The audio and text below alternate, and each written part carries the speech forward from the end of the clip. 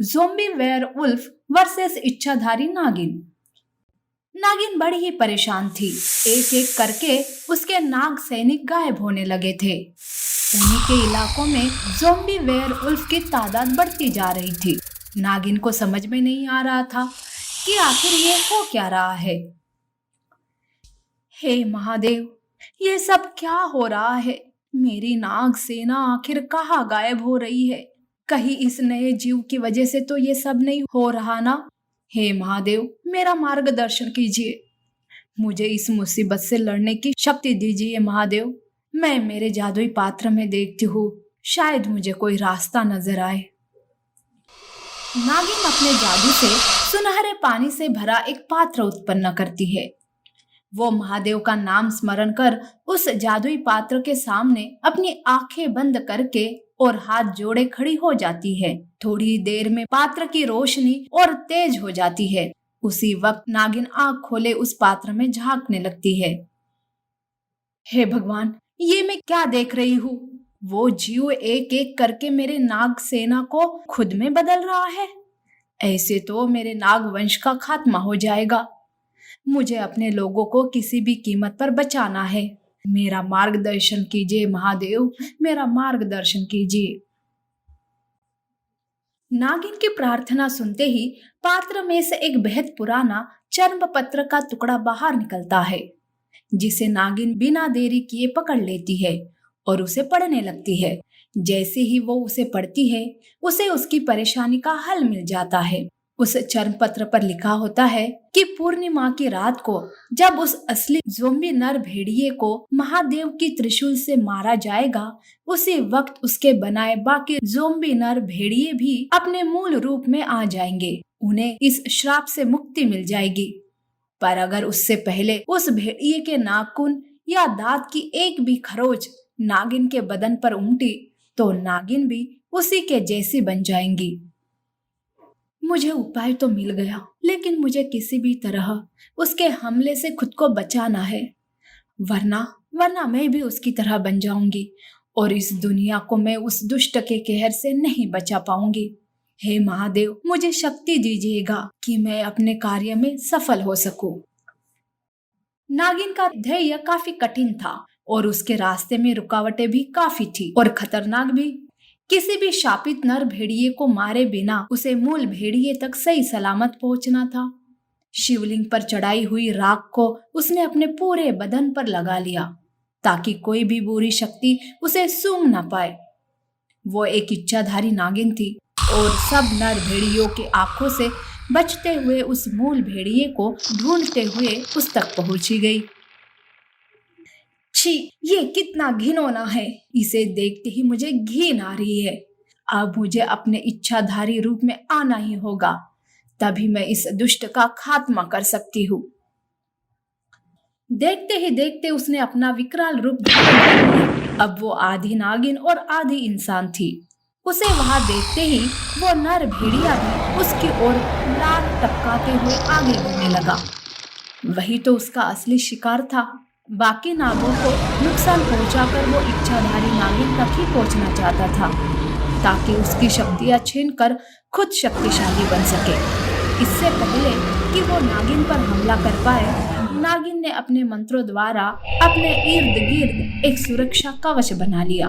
अब वो नर भेड़िया नागिन को छू भी नहीं पा रहा था, जिस वजह से वो आग बबूला होने लगा।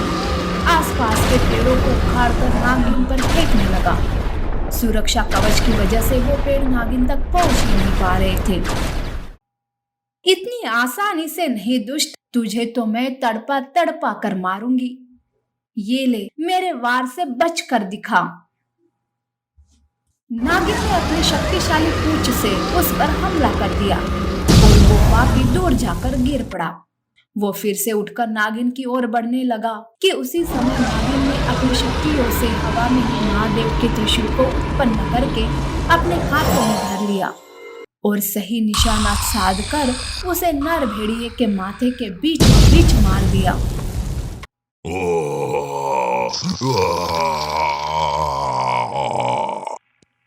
यही तेरे पापों की सजा है दुष्ट। मेरी शक्तियां छीनने आया था, पर देख अब तेरी ही शक्तियां तुझसे छीन चुकी है। तू और किसी और मासूम को शापित नहीं कर पाएगा। यही तेरा अंत है। जय महादेव, जय महादेव। त्रिशूल के हमले से नर भेड़िया शक्तिहीन हो गया और नागिन के आंखों के सामने देखते ही देखते जलकर भस्म हो गया। उसके भस्म होते ही बाकी सारे श्रापित भेड़िए अपने मूल रूप में वापस आ गए। वो सब अब श्राप से मुक्त हो चुके थे। खुद को पहले जैसा पाकर वो सब खुश हो उठे। उन्होंने नागिन का शुक्रिया अदा किया और महादेव का जय जयकार किया। महादेव के आशीर्वाद की मदद से नागिन ने उस पापी दुष्ट का अंत कर दिया। Underground snake trap. बहुत समय पहले की बात है। एक आदमी एक बड़ा ही विशाल ऐसा एक हीरा लेकर अंडरग्राउंड में छुपा कर रख देता है और उस बारे में किसी को नहीं बताता, लेकिन उस हीरे के बारे में वो एक किताब में लिख कर रखता है। समय बीत जाता है और उस हीरे के बारे में कोई भी नहीं जान पाता। वक्त के साथ साथ काफी कुछ बदल जाता है और आज की तारीख में एक गांव बदलापुर में उसी आदमी की पीढ़ी चलती रहती है और उन्हीं के वंश पुनीत और विनीत नाम के दो भाई रहते हैं। एक दिन ऐसे ही वो घर की सफाई करते रहते हैं कि तभी उन्हें एक किताब मिलती है। पुनीत उस किताब को देखता ही रहता है और विनीत को बताता है, अरे विनीत, ये देखो, ये तो हमारे किसी पुरखे ने लिखी हुई किताब है। अच्छा, हमारे पूर्वज किताबें भी लिखते थे। इतने होशियार थे वो। पुनीत उस किताब के 2 पन्ने पढ़ता है, लेकिन धीरे धीरे वो पूरी किताब में ही डूब जाता है और पूरी किताब पढ़ लेता है। वो पढ़ते पढ़ते उसे पता ही नहीं चलता कि दूसरा दिन निकल आया है। उसका भाई विनीत उसे कहता है, अरे बड़े भैया, कौन सी लव स्टोरी पढ़ रहे हो जो इतना गुम हो गए हो इस किताब में? अरे छोटे भाई, इस किताब में कोई लव स्टोरी नहीं, किसी हीरे के बारे में लिखा है जो हमारा है, और वो हीरा कहाँ और किस जगह पर रखा है उसका सारा विवरण इसमें ही दिया है। क्या कहा? हीरा और हमारा? अरे बाप रे, कहीं तुम मजाक तो नहीं कर रहे हो? पुनीत सारी किताब की बातें विनीत को बता देता है और दोनों उस जगह पर जाने की ठान लेते हैं। दूसरे दिन सवेरे ही दोनों तैयारी करके उस हीरे को ढूंढने के लिए निकलते हैं।